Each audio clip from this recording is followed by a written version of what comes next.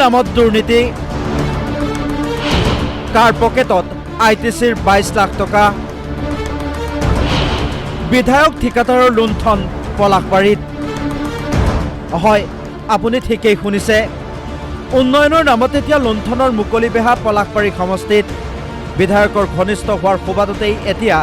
অপূৰ্ব তালুকদাৰে লুণ্ঠন চলাইছে পলাশবাৰীত খবৰ অনুসৰি বিধায়ক হেমাংগ ঠাকুৰীয়াৰ ভাড়াঘৰৰ মালিক অপূৰ্ব তালুকদাৰ যাৰ বাবে অপূৰ্ব তালুকদাৰে পলাশবাৰী সমষ্টিত লাভ কৰে যধে মধে ঠিকা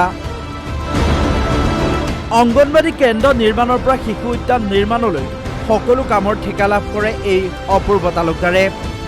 ৰাইজৰ অভিযোগ অপূৰ্ব তালুকদাৰৰ পৰা মোটা অংকৰ কমিছন লাভ কৰে বিধায়ক হেমাংগ ঠাকুৰীয়াই যাৰ দুৰ্নীতি কৰিলেও মাত দিবলৈ সাহস নাই কোনো লোকৰ সকলোৱে জানে কামো দেখিছে কিন্তু মুখ খুলি নকয় কোনো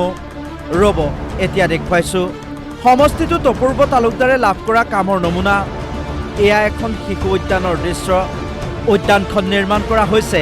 ITCৰ CSR ফাণ্ডৰ অধীনত পলাশবাৰী ব্ৰহ্মপুত্ৰৰ পাৰত নিৰ্মাণ কৰা হৈছে এই পাৰ্কখন নিৰ্মাণত ব্যয় হৈছে 22 লাখ টকা পিছে উদ্যানখনৰ নিৰ্মাণৰ ব্যয় শুনি চকু কপালত উঠিছে জনতাৰ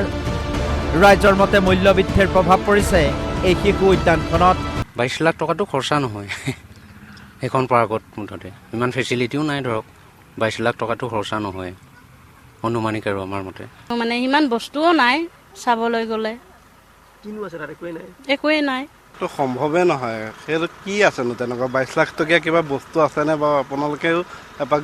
তাত গ'লে গম পাব নিশ্চয় কি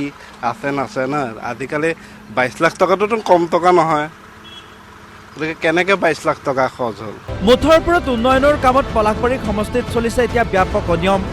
পথ নিৰ্মাণৰ পৰা শিশু উদ্যানলৈ সকলোতে এতিয়া অবাধ দুৰ্নীতিৰ অভিযোগ